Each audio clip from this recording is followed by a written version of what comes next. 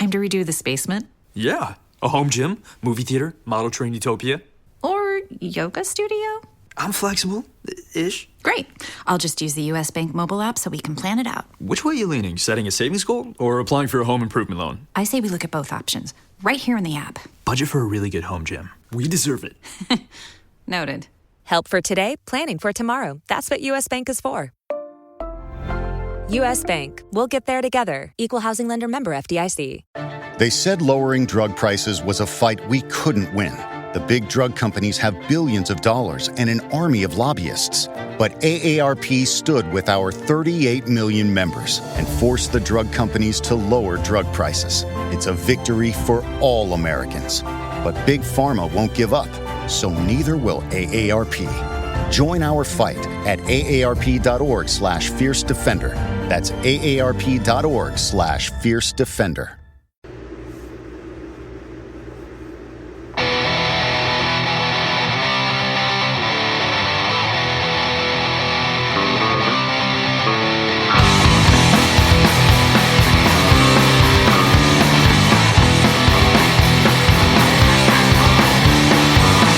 Seduction places me in line. Read me to a submissive side. A crack of her whip is fine. Latex rubber and blind eyes. Cat o' nine tails that breaks me down. Her discipline is so profound. Scott the cuts keep me around. Tied up or tied down as long as I am bound. Just as long as I am bound. Place me in your sense of care. I do all for you anywhere. You are the master, I'm the slave. Willing to be your dear brave. Servant to your every whim. Let this fetish love begin. Take control of this beat. You rule this moment. What may come. I like this thing I am whenever you are near. There is no resistance here. She dominates. I need some pleasure with my pain. She dominates. Abuse me with leather whips and chains. She dominates. Witness me to a pretty cry. Break the skin and tantalize. I need some pleasure with my pain. She dominates. Whenever you are near, there is no resistance here. She dominates. I need some pleasure with my pain. She dominates. Abuse me with leather whips and chains. She dominates. Witness me to a pretty cry. Break the skin and tantalize. I need some pleasure with my pain. She dominates. You are listening to the Whip Appeal Show, hosted by MistressCandy69 from the BDSM Alive Radio Network.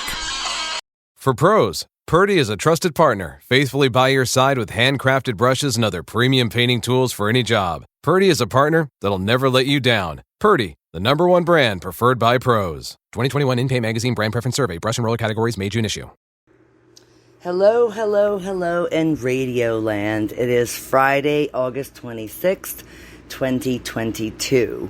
And Mistress must apologize for not doing a show last week. It turns out, you guys and girls are going to love this story. Mistress is free as a bird. Her and her partner are no longer together after 8 long years. And I have to say, in the beginning, it was a really good relationship. And then something happened throughout the years. And, you know, with any type of relationship, whether it's BDSM or S&M or even a vanilla relationship, when you're with somebody for that long, a lot of stuff happens. And, you know, if you listen to the last show that I put out, or the last 2 shows that I put out a couple of weeks ago, it discusses narcissism in relationships. And what I mean by a narcissist, and for people out there listening who have dealt with narcissism, they can understand where I'm coming from. And the really fucked up part of this whole show is that this submissive claimed to be submissive to women, but then being with this submissive for a very long time, finding out that this submissive is only submissive to guys because they have dicks between their legs. Like, he'd rather bow down and beg for a cock from a dude than rather bow down to me and beg me to fuck him with a strap on. So, you know, when you kind of, it's funny. I meet all these people this past week after I had moved out of the terrible house, as one would say it, the torture chamber.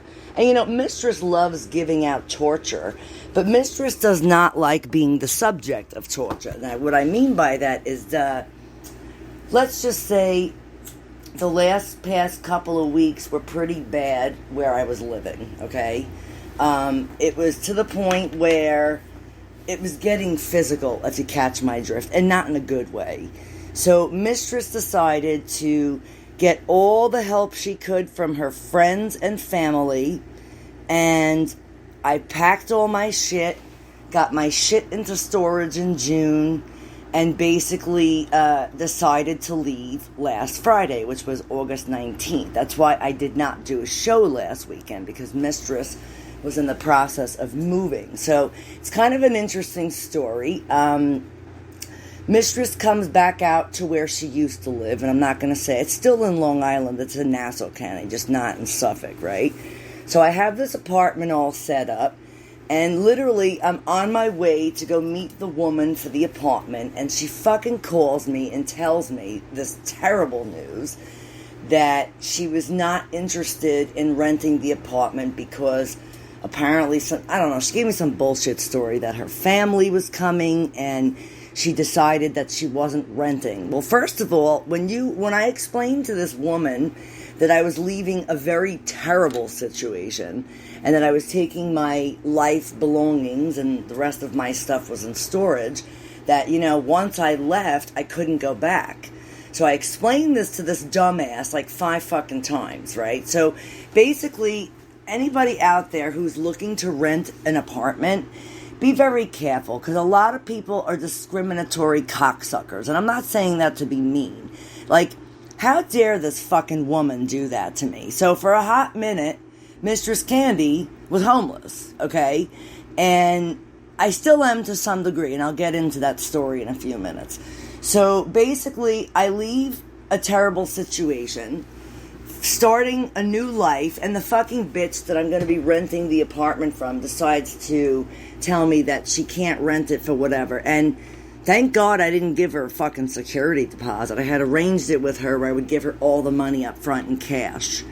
And she was, who the hell wouldn't be happy about that, right? So anyway, I have this submissive named Erica, who actually I've known for quite a long time. It was a friend of a friend, and, I needed help. Mistress doesn't drive, so Mistress needed a slave that was going to be an actual slave, someone who was really submissive, who would say nothing if I asked him to do anything. And it's kind of interesting, not that I'm going from sub to sub, but as a mistress, I'm allowed to have whatever the fuck I want. No fucking anybody is going to tell me what I can and can't fucking do with my life, okay? So I'm glad that chapter of my life is over, because now I have this brand new submissive who is very submissive. I could be, in town and need a ride somewhere. I call this submissive while he's at work, and he leaves his job to come pick up Mistress, no matter what the fuck he is doing, okay? So with that being said, this submissive, I spoke to him probably 2 weeks ago on the telephone, and I told him my situation, and I said, listen, I need you to get me out of here, okay? You need to pick me up, I gave him the address, and I said, you need to come pick me up, and you need to get me out of this terrible situation.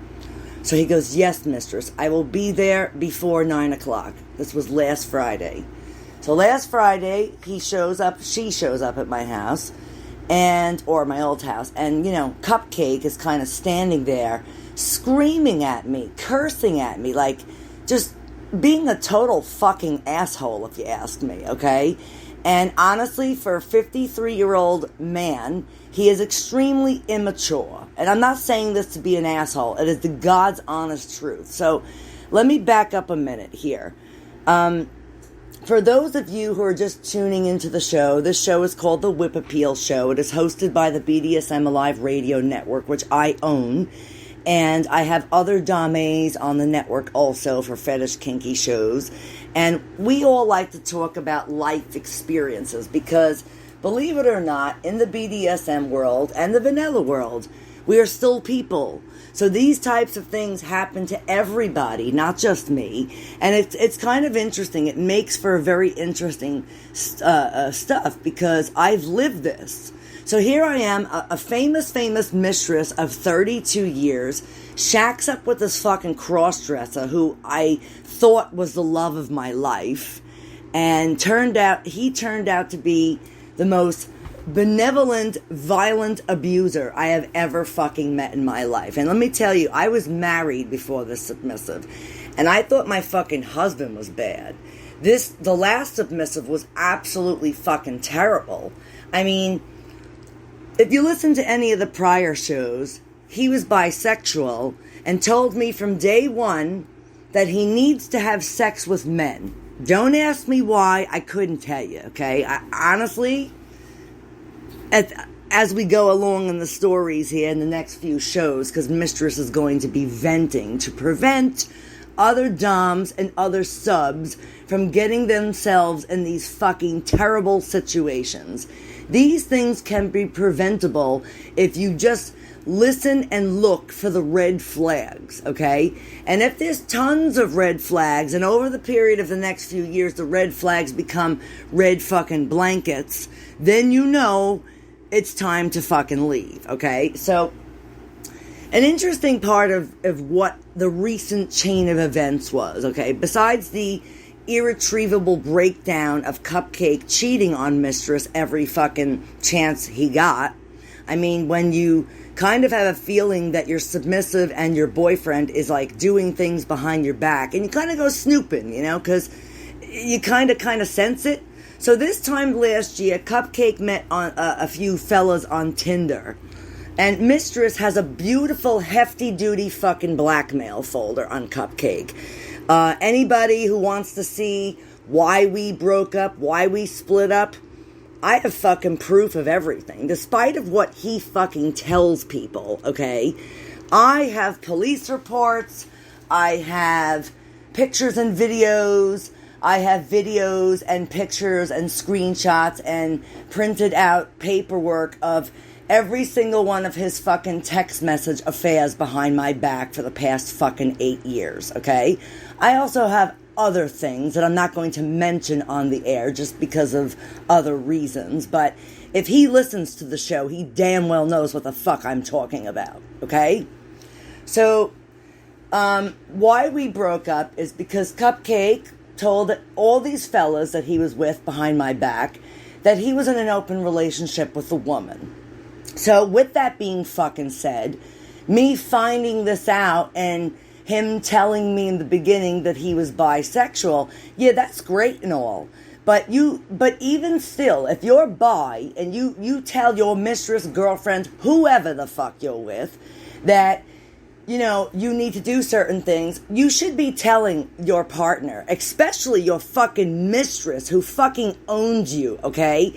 This is sneaking around and going behind my back is very fucking inappropriate. That's number one. It shows you how much respect you have for me. And at the time, it was zilch, okay? For you don't even fucking respect yourself. Somebody who has multiple sex partners and is not honest about things with people, yeah, that goes over fucking well, let me tell you. So anyway, the moral of this story is that him and I met this fella at a convention a few years back, and he was a photographer, but he was a novice photographer. He wasn't really like, I guess he was trying to make a name for himself, if you catch my drift. And he's actually been on the show before. I had considered him at one time a good friend, and I actually mentored him to become a male dom. Or tried to mentor him, okay? But, you know, he's one of these little fucking idiots that thinks he's great and whatever. Another fucking narcissist, if you ask me, okay? Now, mind you, some may say that doms come off being narcissistic. To some degree, yes, but I'm not a narcissist. I'm more of an empathist, okay? But the problem here is from living